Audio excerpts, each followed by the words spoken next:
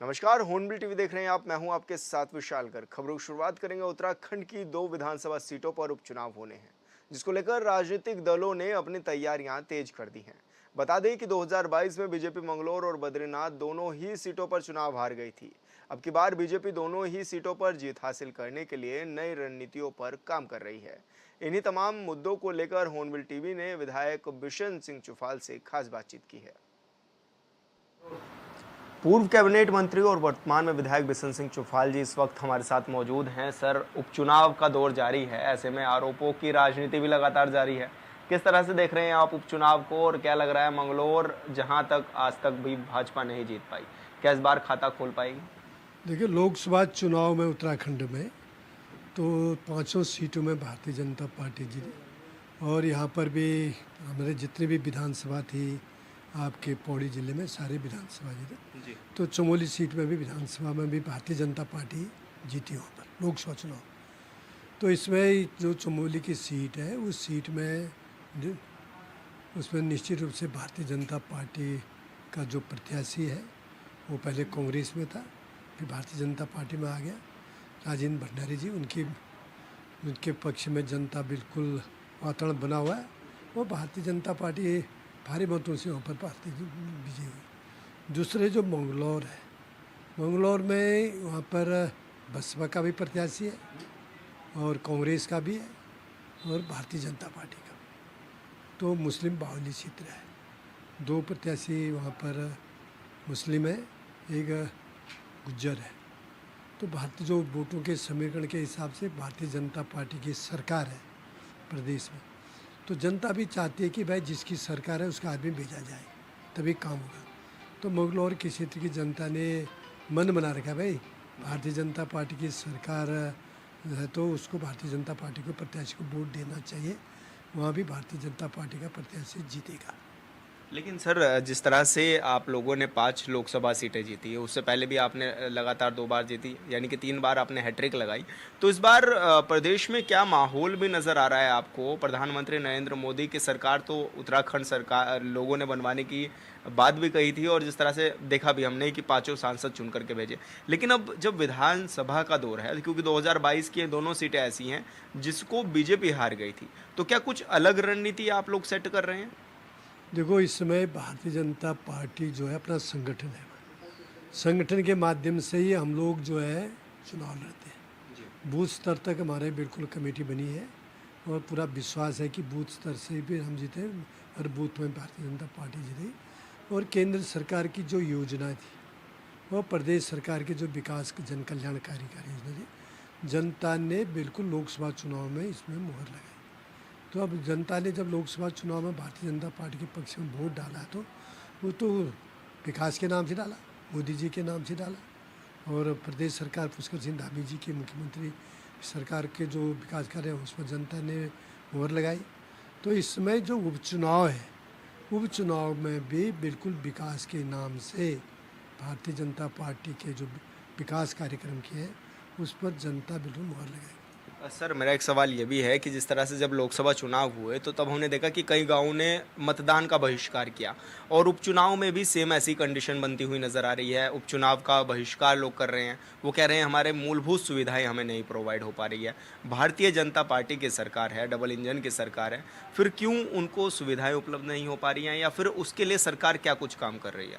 देखो, लोकसभा चुनाव में राष्ट्रीय मुद्दे होते हैं, जी। विधानसभा में जो है लोकल मुद्दे ज़्यादा हावी रहते हैं। तो लोकल मुद्दों का समाधान तो सरकार ही करेगी। सरकार है भारतीय जनता पार्टी की और उसको समाधान विधायक तो करेगा, अन्य तो कोई नहीं कर पाएगा। इसलिए उन समस्याओं का समाधान हल हो, इसलिए जनता ने भी मन बना रखा है कि भारतीय जनता पार्टी हमारी समस्याओं का समाधान हल करेगी।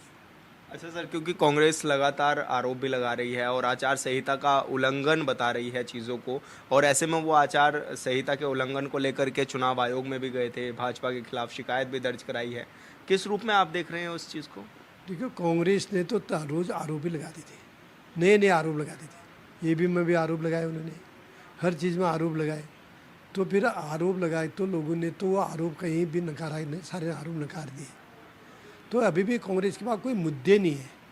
जनता का ध्यान बांटने के लिए उसको इस प्रकार से झूठे जो है जनता के बीच में वायदा करती है, झूठे वायदे के उससे ही जो भी सीटें मिली कांग्रेस को, विपक्षी को, उससे मिली है। लेकिन उनने कोई विकास के नाम से कोई उनका एजेंडा थोड़ी था, कोई एजेंडा नहीं था, केवल विरोध में बोलना था, झूठा बोलना था। जनता उस कई जगह पर इस प्रकार से गुमराह हो गई और उनको कुछ विपक्षी को वोट पड़ गई। अच्छा विधायक जी, एक सवाल मेरा ये भी है कि जिस तरह से आप लोगों के बीच में जाते हैं, किस तरह का रिस्पॉन्स आ रहा है, कितना संतुष्ट पब्लिक नज़र आ रही है आप लोगों से? बिल्कुल, सरकार बनी है तो इसमें जनता खुश है। अभी डबल इंजन की सरकार है और देश के लिए, राष्ट्र हित के लिए भी है। भाई राष्ट्र हित सर्वोपरि है ना पहले के अंदर। तो राष्ट्र सुरक्षित, देश सुरक्षित है तो हम भी तो सुरक्षित है। आज किसके हाथों में है? नरेंद्र मोदी जी के हाथों में देश सुरक्षित है। पूरे देश की जनता चाहती थी कि नरेंद्र मोदी जी देश के प्रधानमंत्री तिबारा बने और विश्व भी चाहता था थे। जिस प्रकार से आर्थिक स्थिति, कुछ राष्ट्र जो है हमारे समर्थक हैं, कुछ जो पड़ोसी हैं वो नहीं थे, लेकिन अन्य राष्ट्र जो थे समर्थक, वो चाहते थे कि मोदी देश के प्रधानमंत्री बने और नेतृत्व करें, राष्ट्र का नेतृत्व करें। और ये सब लोगों ने इसलिए मोदी जी को वोट दिया। अच्छा, क्योंकि इलेक्शन में आप लोग डटे रहते हैं, अक्सर देखने को भी मिलता है। जिस तरह से आपके प्रदेश प्रभारी हैं वो लगातार ताबड़तोड़ बैठकें भी करते हुए नजर आ रहे हैं, हर विषय पर वो चर्चा कर रहे हैं, लेकिन कांग्रेस के प्रदेश प्रभारी नदारत हैं। क्या लग रहा है, क्या ध्यान नहीं दे रहे हैं इस ओर, जो फोकस कांग्रेस को भी करना चाहिए? देखो, कांग्रेस का अपना संगठन है, भारतीय जनता पार्टी का अपना संगठन है। भाई संगठन के मैंने कह दिया, हमारा बूथ स्तर तक का है मैनेजमेंट है। कांग्रेस तो अभी हवा में है ना। भाई कांग्रेस को लग रहा है कि भाई 100 का आंकड़ा पार नहीं हुआ, उनको तो लग गया तो हमको तो क्या जो मिल गया।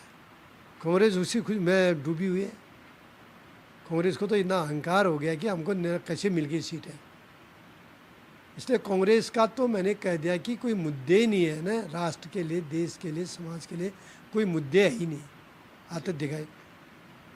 अच्छा विधायक जी, क्योंकि प्रदेश में हम लगातार ये भी देख रहे हैं कि भू कानून की मांग लगातार उठ रही है। इससे पहले भी हमने देखा कि उत्तराखंड से लेकर दिल्ली तक ये मामले पहुंचे हैं और अब हाल फिलहाल में फिर से ये मामले उठने लगे हैं। किस तरह से देख रहे हैं भू कानून कितना ज़रूरी है उत्तराखंड में? देखिए, भू कानून जरूरी है, इसलिए भी जरूरी है कि भाई सीमांत क्षेत्र है, बॉर्डर मिले, नेपाल भी है, आपका तिब्बत चीन भी क्षेत्र लगा हुआ है। तो इस प्रकार से भू कानून होना जरूरी है। जिसको कैसा हो क्या हो, इसको बैठ के तय किया जाएगा और उसमें पार्टी बैठेगी, मंत्रिमंडल बैठेगा, उसमें तय किया जाएगा कि किस ढंग का भू कानून हो। सर जब आप पेयजल मंत्री थे तो कई जगह पर पानी की जो किल्लत थी उसको आपने दूर कराया, लेकिन प्रदेश में आज अब फिर इस तरह की तस्वीरें सामने आ रही है कि पानी की किल्लत अब देखने को मिल रही है। क्या कुछ वजह मान रहे हैं इसके पीछे की? देखिए, इस समय ये जो लगा, एक तो गर्मी ज़्यादा बढ़ी, गर्मी के साथ साथ अब किल्लत का मेन कारण है पानी के स्रोत जो थे उसमें पानी स्रोत कम होना और सूख जाना। वो सूख जाने के पीछे कारण, कम होने के कारण है, वो कारण ये है कि लोगों ने पलायन कर दिया। जो खेतों में हम पहले पहाड़ में खेती करते थे, जुताई करते थे तो जुताई के अंदर पानी रिचार्ज होता था, रुपए लगाते थे, उसमें मेड़ लगाते थे, उसमें मेड़ लगाने पानी उसमें भरते थे, पानी रिचार्ज होता था। बंजर खेतों में आप ये घास को वो आप खोद के देखेंगे क्यों नीचे 1-2 इंच भी आपको नमी नहीं मिलेगी। बरसात का पानी जो होता है वो बिल्कुल ऊपर घास के ऊपर से नीचे से ज़मीन के अंदर नहीं, बिल्कुल रिचार्ज नहीं होता है। वो पानी रिचार्ज ही नहीं हुआ बरसात में तो स्रोत अपने आप स्रोत कम है। इसलिए इसके लिए पुनः गाँव को लोगों ने जो खेती करनी पड़ेगी, गाँव के लोग जो बंजर खेत है उसको आबाद करना पड़ेगा। वहाँ पर जंगली जानवर बचने के लिए मोटे अनाज जो थे, मोटे अनाज की खेती करनी पड़ेगी, जड़ी बूटी की खेती करनी पड़ेगी, जिससे ज़मीन जो है उपजाऊ हो जाएगी, पानी रिचार्ज करेगा। ये जरूरी था कि और कोई कारण नहीं।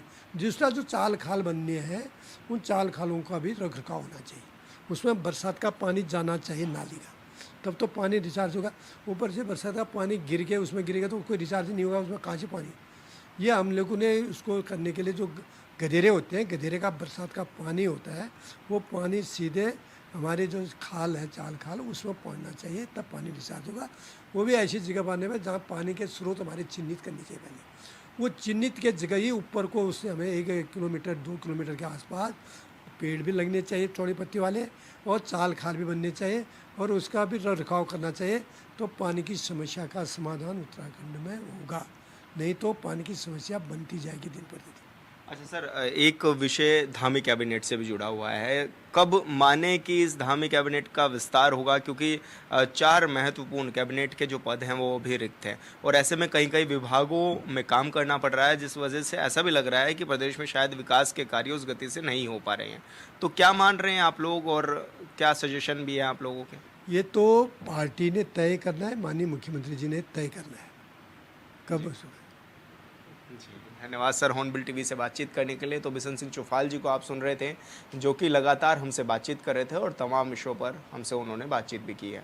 हॉर्नबिल टीवी के लिए देहरादून से विशाल गर्ग।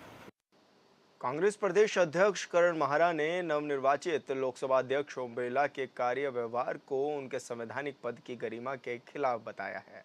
उन्होंने कहा कि लोकसभा अध्यक्ष निर्वाचित होते ही ओम बिरला ने जिस तरह सदन में आपातकाल पर पार्टी विशेष के नेता की भांति भाषण दिया, वो उनके पद की गरिमा के अनुरूप नहीं था। महारा ने कहा है कि ओम बिरला पर उनके पिछले कार्यकाल में भी इसी प्रकार के कई आरोप लगे हैं। उन्होंने सदन में बिना चर्चा कराए कई अध्यादेश पारित किए। विपक्षी दल के सदस्यों पर बड़ी संख्या में लोकतंत्र की परंपराओं के विपरीत निलंबन की कार्रवाई भी उन्होंने की थी। लोकसभा के स्पीकर को लेकर मेरा जो बयान है वो इसलिए है क्योंकि लोकसभा का या विधानसभा का जो स्पीकर होता है वो एक अंपायर की तरह होता है, और उसके लिए दोनों ही पक्ष भी और विपक्ष भी बराबर होने चाहिए। जो सही चीज़ें हैं वो सामने आए, गलत चीज़ें रुकें, परंपराओं का और नियमों का उल्लंघन ना हो, ये काम उनका होता है। पिछले कार्यकाल में भी जिस तरीके से उन्होंने 100 से ज़्यादा MPs को निलंबित किया, उसके अलावा राहुल गांधी जी का जिस तरीके से निलंबन हुआ, उनका घर खाली कराया, वो बहुत ही अटपटा सा था। और कल मुझे उम्मीद थी कि ये नया कार्यकाल है, शायद इसमें अच्छे उदाहरण पेश किए जाएंगे, लेकिन जिस तरीके से उन्होंने एक पॉलिटिकल बयान दिया, 50 साल पहले भी घटना पे वो बोले और उसकी निंदा करने का आज कोई औचित्य नहीं था। और मुझे ये लगा कि उन्होंने पहले दिन ये इशारा कर दिया कि वो किसके इशारे पे काम करेंगे। 1 अक्टूबर से प्रदेश के सभी वाहनों की फिटनेस जांच ऑटोमेटेड कराए जाने को लेकर उत्तराखंड परिवहन विभाग ने सभी तैयारियां पूरी कर ली हैं। संयुक्त परिवहन आयुक्त सनत कुमार सिंह ने बताया है कि प्रदेश में वाहनों की जांच के लिए 12 ऑटोमेटेड फिटनेस टेस्ट सेंटर बनाए जा रहे हैं। इसमें से 4 सेंटर देहरादून, रुद्रप्रयाग, रुद्रपुर और हल्द्वानी में ऑटोमेटेड फिटनेस टेस्ट सेंटर शुरू हो चुके हैं, जबकि सेलाकुई और रुड़की में भी ये निर्माणाधीन है। उन्होंने बताया कि भारत सरकार की मदद से ऋषिकेश और कोटद्वार में कार्य चल रहा है। पर्वतीय क्षेत्रों में राज्य सरकार की ओर से 4 फिटनेस सेंटर तैयार किए जा रहे हैं, जिसमें उत्तरकाशी, पौड़ी, अल्मोड़ा और पिथौरागढ़ में ऑटोमेटेड फिटनेस टेस्ट सेंटर निर्माण का कार्य चल रहा है। उन्होंने ये भी बताया कि 1 अक्टूबर से सभी भारी वाहनों और सवारी वाहनों से लेकर निजी वाहनों की फिटनेस जांच भी इसी ऑटोमेटेड सेंटर से कराई जाएगी।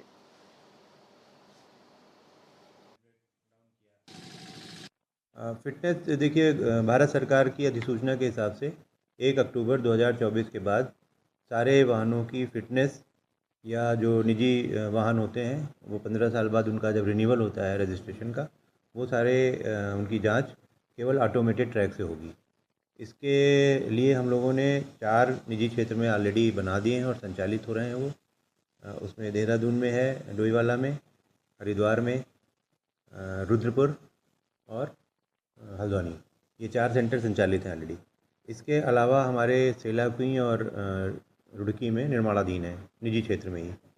ऋषिकेश और कोटद्वार में हमारे जो सरकारी भारत सरकार के सहयोग से बन रहे हैं। देवभूमि उत्तराखंड में इस वर्ष भीषण गर्मी के बाद मौजूदा वक्त में मौसम का मिजाज बदला हुआ है, और मौसम विभाग का कहना है कि 3 जुलाई तक प्रदेश के कुछ हिस्सों में भारी बारिश होगी और कुछ हिस्सों में मध्यम बारिश भी देखने को मिलेगी।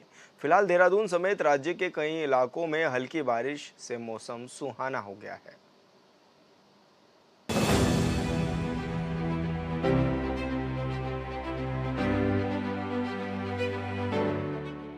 2 से 3 दिन के भीतर उत्तराखंड में मानसून दस्तक दे सकता है। देहरादून मौसम विज्ञान केंद्र के मुताबिक 19 जून तक प्रदेश के अधिकांशतः क्षेत्रों में भारी बारिश की चेतावनी जारी की गई है। वहीं देहरादून समेत चमोली, रुद्रप्रयाग, उत्तरकाशी और टिहरी के क्षेत्रों में हल्की बारिश से तापमान में 4 से 5 डिग्री सेल्सियस की कमी आने का अनुमान जताया गया है। और आज भी मैं बात करूं तो ज़्यादातर जगहों में आपको बारिश मिलेगी। जहां तक भारी वर्षा की बात है तो उसमें चाहे देहरादून है, इसी तरह जो है नैनीताल है, और अंदर के डिस्ट्रिक्ट में बात करें तो पिथौरागढ़ और बागेश्वर, तो इनमें रखा गया कि एका दुक्का जगहों में भारी वर्षा मिलेगी। और जो हल्की से मध्यम बारिश है वो तो ज़्यादातर जगहों में देखने को मिलेगी।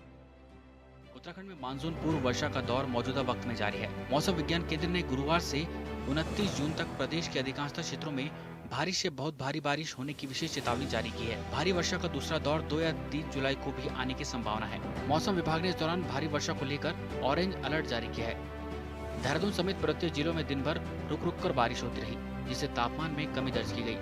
शुक्रवार से लेकर रविवार शाम तक उत्तराखंड में कभी भी मानसून दस्तक दे सकता है। आगे आप जा रहे हैं कल 27, 28 या 29 को, तो इसमें जो बारिश की एक्टिविटी और भी बढ़ेगी। ज़्यादातर जगहों में जहां हल्की से मध्यम मिलेगी, उसके साथ हैवी से वेरी हैवी भी जो है आपको कुमाऊं रीजन में, हिल्स के एरिया में बात करूं तो खासकर उसमें रहेगी, या प्लेन्स में भी जो है हैवी रेंज तक वहां पर भी मिलेगी।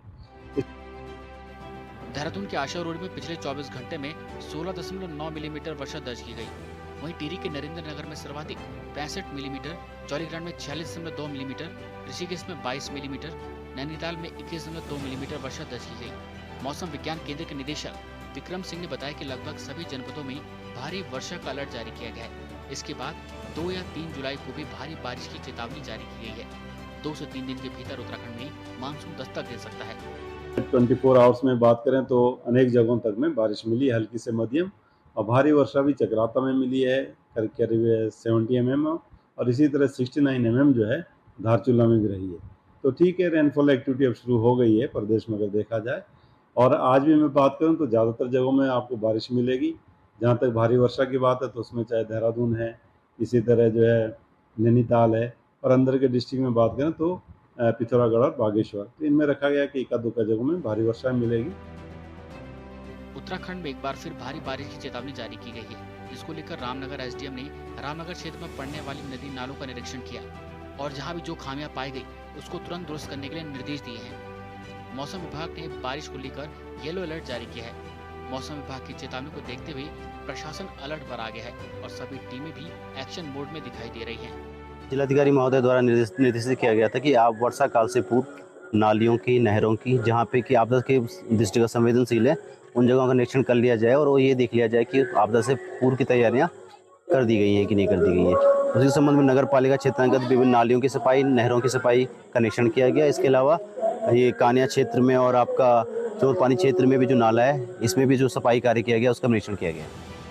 मौसम विज्ञान केंद्र की ओर से देहरादून समेत पिथौरागढ़, बागेश्वर, नैनीताल, उत्तरकाशी, चमोली, रुद्रप्रयाग, अल्मोड़ा, चंपावत, टिहरी और पौड़ी जिले में बिजली चमकने के साथ तेज बारिश का येलो अलर्ट जारी किया गया है। इसके साथ ही प्रदेश में 30 से 40 किलोमीटर प्रति घंटे की रफ्तार से हवाएं चलेंगी।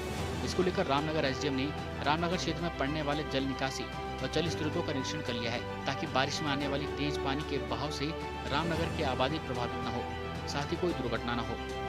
बाढ़ चौकी हमने बनाई है, खासकर ऐसे क्षेत्र जो नदी से लगते हुए हैं, जो बाढ़ प्रभावित हो सकते हैं।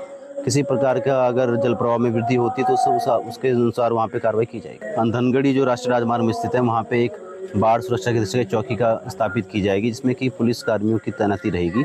यदि जल स्तर बढ़ता है उस दिशा में वहाँ पे ट्रैफिक का आवागमन रोका जाएगा। उत्तराखंड पहाड़ी राज्य है और पहाड़ों में भारी बारिश के बाद भूस्खलन होना आम बात है। प्रदेश के ऊंचाई वाले इलाकों में बादल फटने का डर हमेशा बना रहता है, लिहाजा पहाड़ में रहने वाले लोगों में बरसात के समय में डर लाजमी है।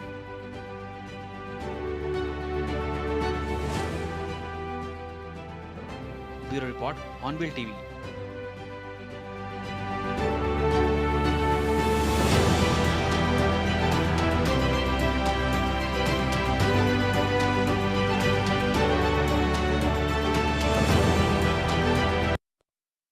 चमोली जिले के जोशीमठ में बुधवार देर रात से आसमान झमाझम बरस रहे हैं, जिसके चलते जोशीमठ समेत आसपास के इलाकों में दिन की शुरुआत झमाझम बारिश के फुहारों के साथ हुई। बारिश के बाद निचले इलाके में लोगों को गर्मी से निजात मिल गई है। साथ ही बादलों ने जोशीमठ को चारों तरफ से घेरा हुआ है। वहीं दूसरी तरफ बारिश की फुहारों से किसानों और बागवानों को राहत भी मिली और बताया जा रहा है कि बारिश खेती के लिए काफ़ी लाभदायक भी साबित होगी।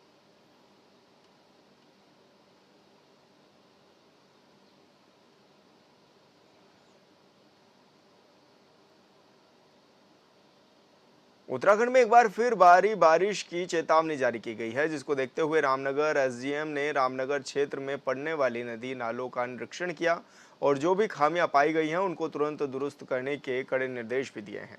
बता दें कि मौसम विभाग ने बारिश को लेकर येलो अलर्ट जारी किया है और मौसम विभाग की ओर से ये जारी पूर्वानुमान के मुताबिक अगले 4 दिन के लिए पहाड़ों से लेकर मैदानी क्षेत्रों तक तेज बारिश के साथ ही आंधी चलने की आशंका भी जताई गई है। मौसम विज्ञान केंद्र की ओर से देहरादून समेत पिथौरागढ़, बागेश्वर, नैनीताल, उत्तरकाशी, चमोली, रुद्रप्रयाग, अल्मोड़ा, चंपावत, टिहरी और पौड़ी जिले में बिजली चमकने के साथ ही तेज बारिश का येलो अलर्ट भी जारी किया गया है। जिलाधिकारी महोदय द्वारा निर्देशित किया गया था कि आप वर्षा काल से पूर्व नालियों की, नहरों की, जहाँ पे कि आपदा के दृष्टिगत संवेदनशील है, उन जगहों का निरीक्षण कर लिया जाए और वो ये देख लिया जाए कि आपदा से पूर्व की तैयारियां कर दी गई हैं कि नहीं कर दी गई हैं। उसी संबंध में नगर पालिका क्षेत्रांतर्गत विभिन्न नालियों की सफाई, नहरों की सफाई का निरीक्षण किया गया। इसके अलावा ये कानिया क्षेत्र में और आपका चोरपानी क्षेत्र में भी जो नाला है, इसमें भी जो सफाई कार्य किया गया उसका। नैनीताल और उधम सिंह नगर में खनन माफियाओं के हौसले बुलंद है, लेकिन अब सीएम धामी के धाकड़ फैसलों की वजह से अब खनन माफियाओं में बौखलाहट देखने को मिल रही है। सीएम धामी के निर्देश के बाद वन विभाग पूरी तरह से एक्शन मोड में दिखाई दे रहा है। वन विभाग अवैध खनन में लिप्त सभी माफियाओं पर कार्रवाई करने में जुटा हुआ है। वन विभाग की टीम ने अब तक 5 स्टोन क्रशरों को सीज कर दिया है और बाकी स्टोन क्रशरों की जांच की जा रही है। विभाग ने सख्त चेतावनी देते हुए अवैध खनन के रास्तों पर सुरक्षा खाई खोदकर उन्हें बंद करा दिया है और जो कोई भी इन रास्तों को खोलने की कोशिश करेगा उन पर कड़ी कार्रवाई की जाएगी। देखिए, अवैध खनन कोसी और दाबका नदियों में जो हमारी अवैध खनन की जो घटनाएं हो रही थी, इनके विरुद्ध एक इस तरह से किया गया है कि एक पूरे हम अपने डिवीज़न से और खान विभाग और पुलिस विभाग से सबकी संयुक्त तरीके से मिल करके हम लोग एक अभियान चला रहे हैं और इसमें कोशिश ये कर रहे हैं कि अवैध खनन पर पूर्ण रूप से जो है रोक लगा दी जाए। और इसी क्रम में हमारे द्वारा स्टोन क्रशरों पर कार्रवाई की गई है। जो जिनके द्वारा चोरी का माल खरीदा जा रहा है उनके ऊपर कार्रवाई करते हुए 5 स्टोन क्रशरों को फिलहाल सीज किया गया है और उनकी खरीद बिक्री पर प्रतिबंध लगा दिया गया। 10 जुलाई को उत्तराखंड की 2 विधानसभा सीटों पर बद्रीनाथ और मंगलौर में उपचुनाव हैं और उपचुनाव को लेकर सत्ताधारी पार्टी और मुख्य विपक्षी पार्टी के बीच जुबानी जंग भी तेज हो गई है। कांग्रेस का आरोप है कि बीजेपी में अंदरूनी कलह है, लेकिन पार्टी के नेता ये नहीं बता रहे हैं क्या उत्तराखंड में कांग्रेस में कलह नहीं है। इस रिपोर्ट में देखिए।